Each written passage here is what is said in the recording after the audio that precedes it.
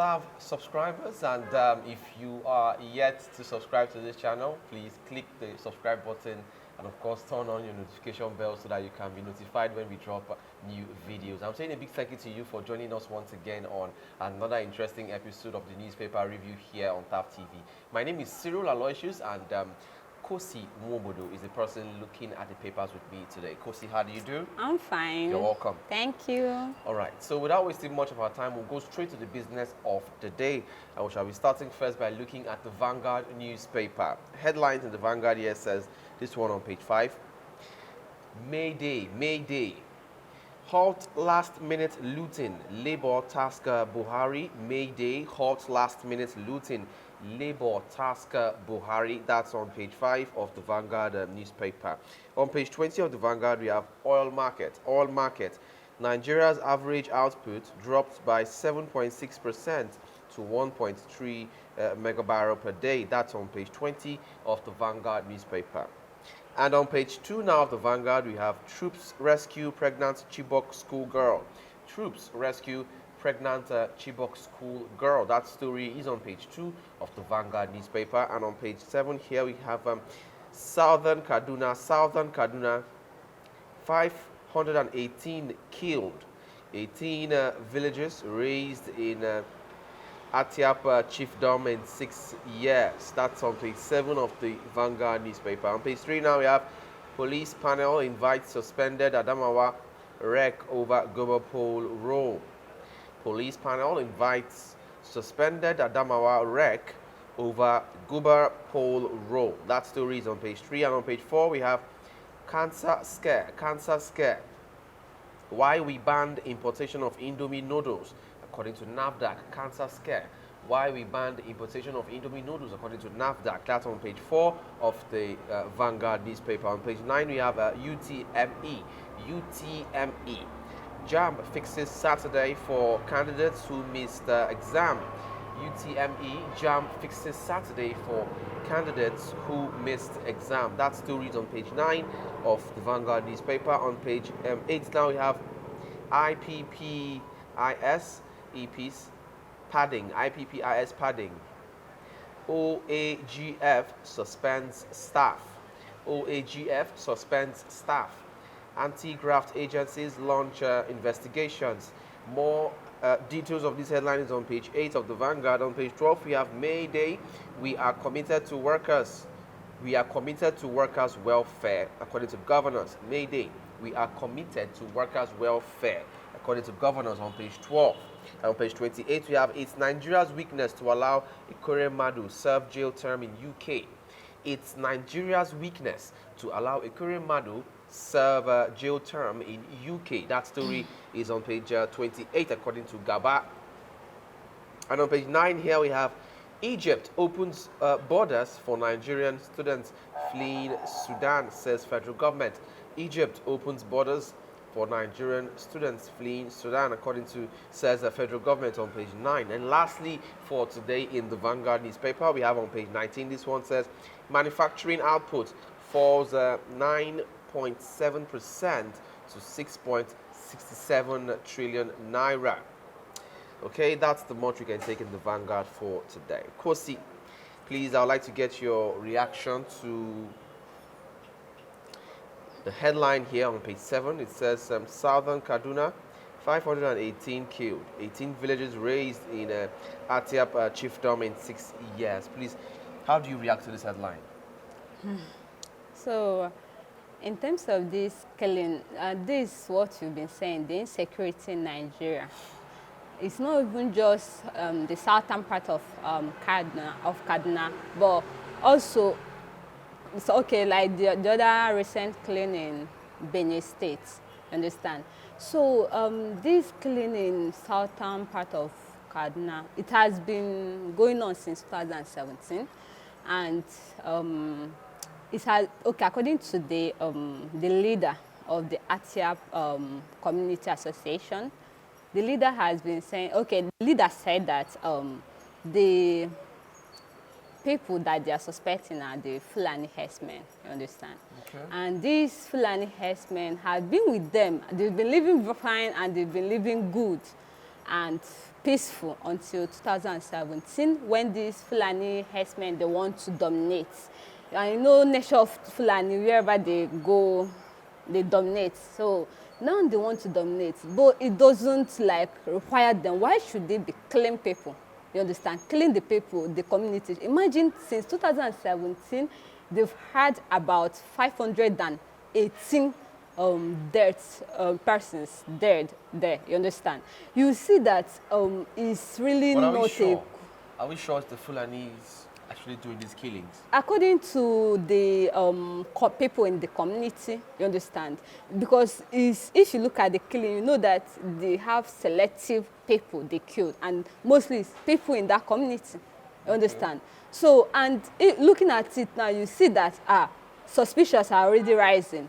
People are already suggest, okay, this is the Fulani people. Even the security, because they had to, because of the persistent culling, they had to set up security community to start guiding and all that. But instead, this, according to the leader, Ashi, he said that this security, instead of guiding the lives of people there, they are busy siding with the Fulanis, you understand? So imagine the last killing at Wakili, they had to kill about 70 persons. So and since 2017 till now, they've ransacked over 20 homes and over 20 communities and raised down over 18 communities. And if you look at it, are they trying to eradicate all the people there? So to me, I feel the government should look into the matter well, and they should put some safety measures, you understand, that will also protect the lives of the people. Just imagine that's your community and you can't even go home to meet your people, you understand? You can't even, you'll be scared. You'll be scared that maybe one day they might enter your home and kill your people. You understand? These are people's lives. Imagine beheading the head of a 5-year-old boy. Like, that's inhumanity.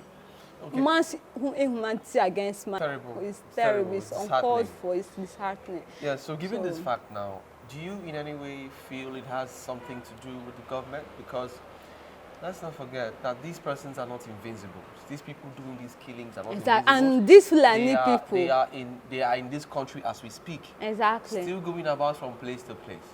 Why do they have so much confidence to do this? Why do they feel so calm? Because they have people that back them up. Exactly. So that's where I'm driving at. I want to know, do you feel like these persons have some sort of connections with the people in power right now? I don't know about the people in power, but one thing I know is that these Fulani people, they have people that have the money to back them up. You understand? Because you can't just... Weapons. They have weapons. And exactly. These weapons and this costs money. You understand? So these people have people that actually back them up. They have people that that are there, that have been giving them go-ahead order. So if you look at it, you see that I feel that the leaders should do more work in educating these people. Because most of them mentality and also about how they see humans. Exactly. And also in terms of education, they should start from as they are small, start educating them. You understand? Because most of them are out of schools. But they are saying no to Western education. Education. That's but all these enlightened ones, they'll send their kids outside Nigeria. They'll send them to outside Nigeria to go and study. Then they'll be using these people. They're just the few. They are the few. Exactly. So they should start enlightening them, because I feel like this education will have a great impact into their lives. You understand? And it will also reduce the issue of insecurity in Nigeria. Okay, thank you so much, Kosi, for your contribution to that particular headline. Okay, we shall be looking at the Guardian newspaper now quickly. On page 6 of the Guardian, we have workers demand better pay amid subsidy. Debt concerns. Workers demand better pay amid subsidy. Debt concerns. That story is on page 6 of the Guardian newspaper. And on page 4 of the Guardian, we have WHO Who issues alerts as high-risk season for meningitis. Others sets in. WHO issues alerts as high-risk season for meningitis. Others sets in. That story is on page 4. And on page 15 now of The Guardian, we have telecoms operators reject proposed supervision by NITDA. Telecoms operators reject proposed supervision by NITDA. That story, details of that story is on page 15 of The Guardian. And on page 3 of The Guardian, we have NAFDAC begins probe on safety of Indomie noodles today, says DG. NAFDAC begins probe of safety of Indomie noodles today, says DG. That story is on page 3 of The Guardian. And on page 29, we have new Emirate councils here to stay. Ganduje tells Kwankwaso. New Emirate councils here to stay. Ganduje tells Kwankwaso. That story is on page 29. And on page 6 of The Guardian now we have stakeholders hail youth's hustling spirit. Advocate innovation to curb unemployment. Stakeholders hail youth's hustling spirit. Advocate innovation to curb unemployment. That story is on page 6 of The Guardian newspaper. Okay, that's the much we can take in The Guardian newspaper for today. And just before we move over to our next paper, I'd like to hear the contributions of Kosi once again on this particular headline here on page 6. It says, workers demand better pay amid subsidy debt concerns. So, Kosi, what do you think about this headline? The headline, I feel that, yeah, their demands is justified, you understand?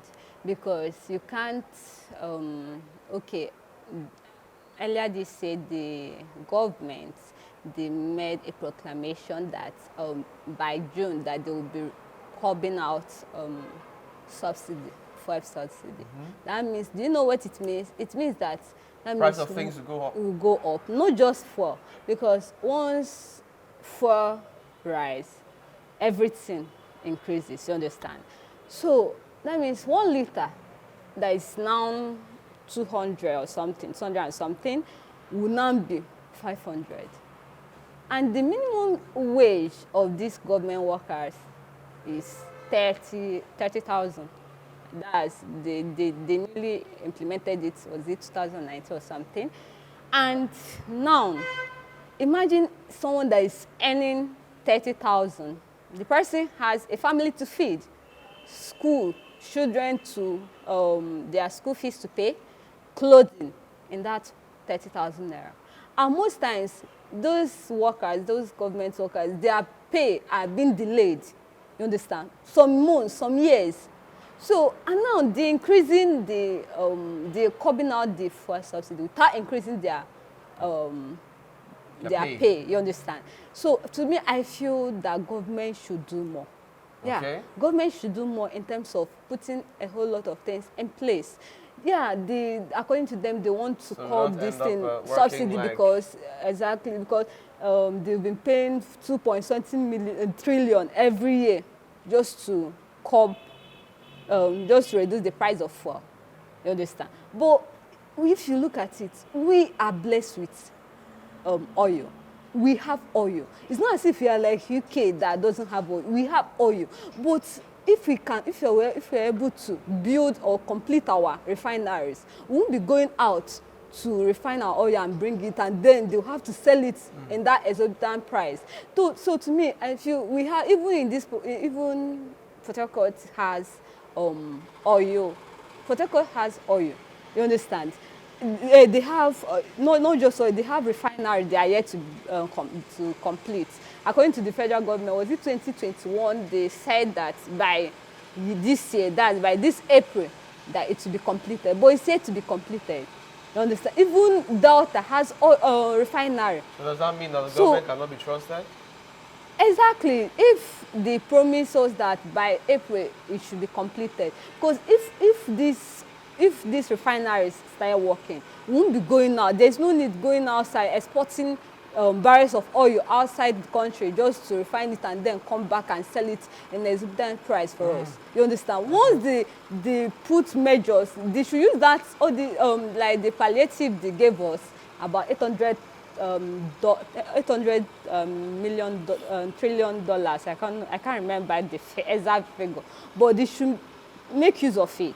They should build and hasten the completion of these refineries. You understand? They should hasten it up, and so that we'll be able to be refining our oil within Nigeria. And also, but just imagine when you refine the oil within Nigeria, we don't have any business going outside and them now charging us for both whatever charges, taxes and all that. You understand? So, and it will make the oil to come down, and they will sell it in a very low price. You understand? And once they start selling, imagine before, when I was growing up, there was a time oil was it 70 naira? Yeah, 70 naira, 100 naira, yeah, even 50 naira.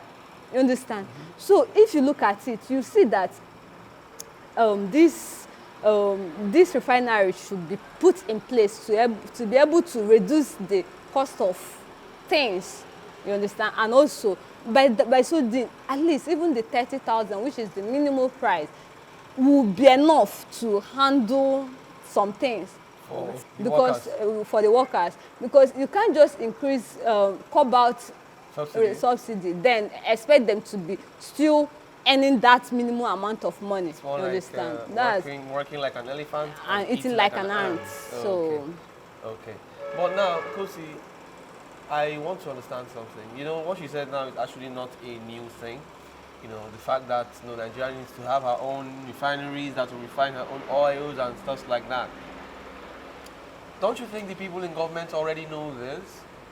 And if they already do, why do you think they haven't done it yet? that's the reason why I said Nigerian government, Because we there's are no not way credible. that for over 5 to 10 years from back then, that the government would have known that, okay, They know. That's why, no. So if they know, Port Harcourt has what refinery that is working, it's not yet working. That's the problem. But they said it's yet to be completed. Is you yet to be understand? completed for how long? They gave us that the first phase of the refinery is That's yet my to be question completed. now. So if up to now we have a refinery that is yet to be working, after how many years of independence?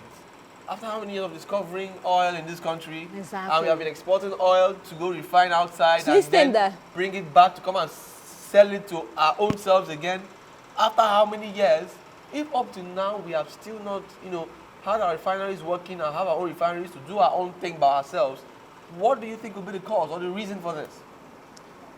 Isn't it a further proof that the system might just be just too corrupt?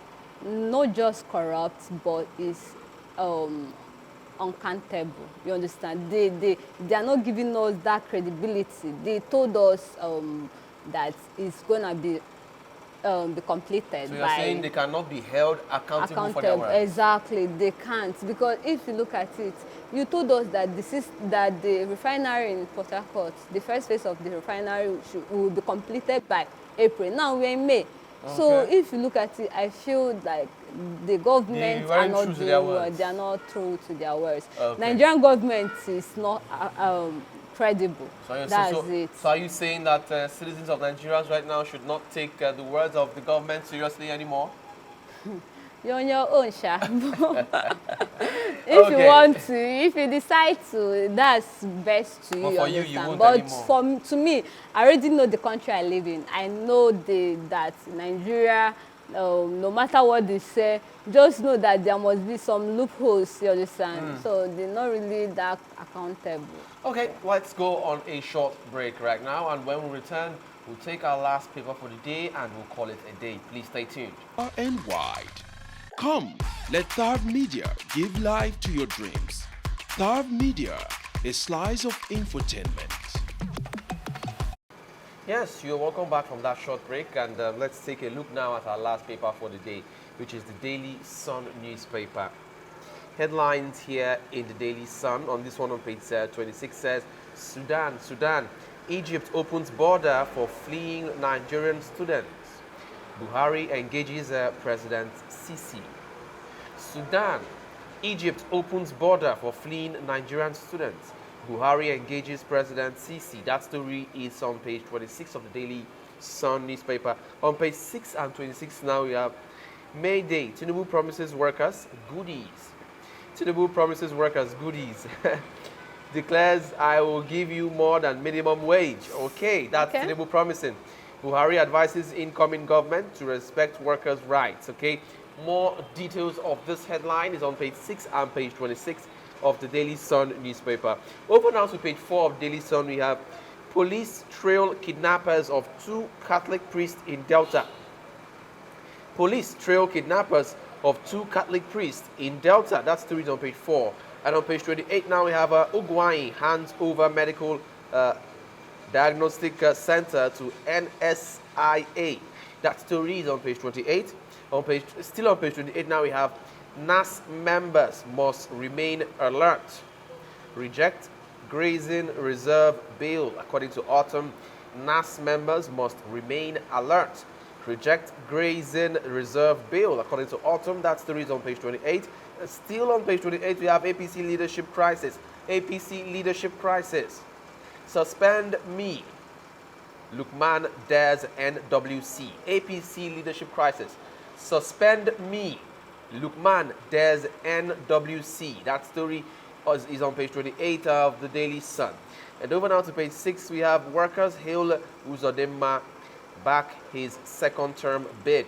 Workers hail Uzodimma back his second term bid. That's the on page 6. And over now to page 28 again. This one says UTME. JAMB announces date of release of results. Reschedules UTME for some candidates. JAMB announces date of release of result. Reschedules UTME for some candidates. That's on page 28. On page 27 now we have 10th NAS. 10th NAS. Senate leadership frustrates plans to alter own rules. 10th NAS. Senate leadership frustrates plans to alter own rules as lawmakers keep a vigil. That story is on page 27 of the Daily Sun. And lastly, here on Daily Sun for today, on page 26, this one says, I will fight until I regain my mandate. According to OB, I will fight until I regain my mandate. That's Peter Obi saying on page 26 of the Daily Sun newspaper. That's the much you can take in the papers for today. And just before we call it today, I want to hear from Kosi once again. Kosi, please tell me what you think about Sudan, Egypt opening its border for fleeing Nigerian students. Since April 15, Sudan has been in crisis, and a lot of countries have been evacuating their citizens. So Nigeria. I'm sorry, Kosi. I'm sorry. Just before you go into much details, don't you think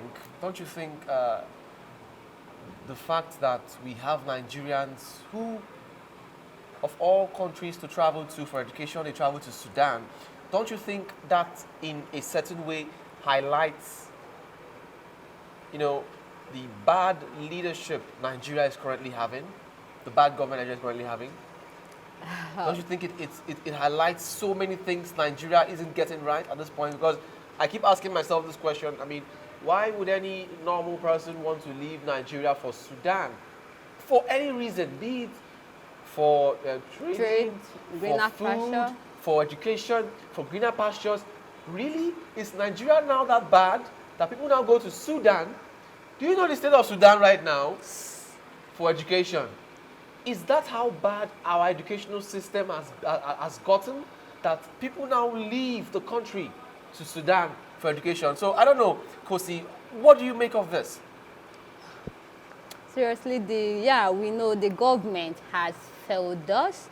The Nigerian government has failed us, because on a normal setting, and if the system is actually working, nobody will leave Nigeria. We are regarded as the giant of Africa. So why would someone leave Nigeria? Are we but that's a living notion. up to that That's billing? that's just a notion. Okay. So, but we know that Nigeria is the most Giant of Africa, populated. You understand? really? It's because they are the most populated. Okay. So because they are the most populated, and for the fact they had to go to Sudan of all places. Not that I'm not talking ill about Sudan. No disrespect to exactly, Sudan, actually. Exactly. We It's mean a no nice disrespect. country. It's a nice place. But for the fact Nigeria had to leave the onshore of the place to go to Sudan, I feel that now our country has failed us. You understand? Especially in education system, because being in Africa and being the giant of Africa, we should do better. We should do better. Should do more. Exactly. So, not wasting much time in your question, I will also like to talk about this evacuation. So, you know, as of last week, Nigerian government has been making plans to evacuate her citizens from Sudan, and they were able to, they managed to evacuate them. So now they had to follow through Egypt, so they'll be able to evacuate them. So from Khartoum that's the capital of Sudan, they had to take them to Egypt. So on getting to Egypt, they refused to open the borders. Open the borders. You understand? So now, my question is, I've been wondering, why would Egypt refuse? Because judging from the past history, you see that Nigeria and Egypt has had this cordial relationship. You understand? Even since the wave of independence, since that's 1961. So you see that Nigeria and Egypt, they have this cordial, yeah, exactly, especially during the time of Nasser, that's their former prime minister. So why would they reject us? Why would they deny us access? Because these people, they are meant to come back to Nigeria last week Friday, but because of delay, they had to stay at the border of Egypt for 5 days. Don't you think that may be as a result of, some rifts in the relationship between both countries? Maybe the relationship is no longer as smooth as it used to be. No, I feel that because of the image Nigeria has.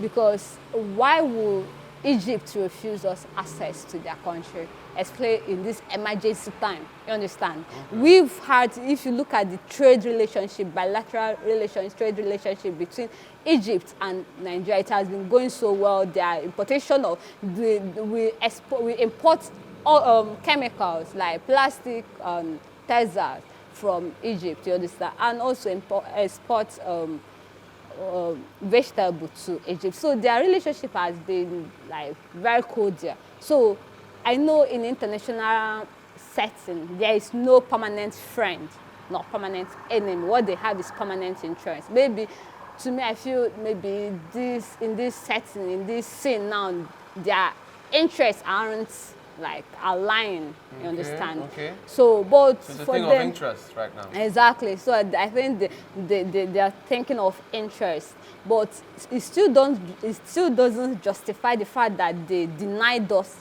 access. You understand? So I think Nigerians should learn a lesson, a big lesson from it. Okay. Even though, according to what they said after the call that President Buhari made to Egypt, they were able to open the border. But my question is, why didn't he make that call since? Why must it be now, like after they must have suffered? You understand? Imagine staying 5 days in an open place. Wow. No food, no shelter, nothing. You understand? It was so now almost looking like they were just left there to die. Exactly. Even the Nigerian Air Force that arrived at Egypt said they are not living without their students. You understand? So if you look at it, I don't know, the government are not really doing well. I can't wrap my head around it. Because what if something bad happened?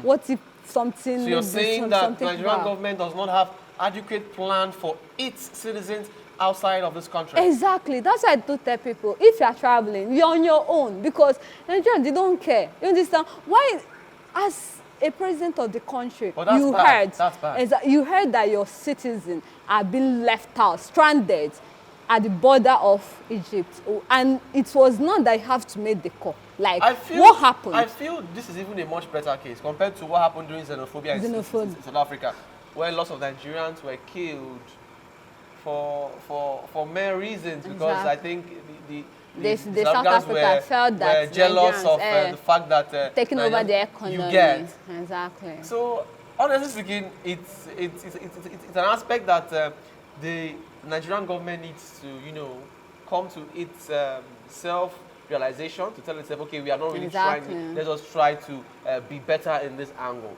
Okay, I think that's what Kosi here is trying to say. So Kosi, I really do appreciate your contribution to this particular headline. Thank you so much for your time with me on the program today. You're welcome. You so much. Thank you, my wonderful viewers, as well, for your wonderful time with me on the program today. I really appreciate your faithfulness to your screen and, of course, to us here, because without you, we would not be here. But unfortunately, everything that has a beginning has an end, and this is the end of the newspaper review for today. Please, once again, if you're yet to subscribe to this channel, please do so. And after subscribing, ensure that you turn on your notification bell so that you can be notified when we come online and drop new videos. You can also do us well to, you know, check us out on different social media platforms. On Instagram, we are TAPTV_NG on Instagram. On Twitter and Facebook, we are TAPTV. And on YouTube as well, we are TAPTV. Cyril Aloysius is my name once again. And until we come your way again next time, do enjoy the rest of your day. Thanks for watching.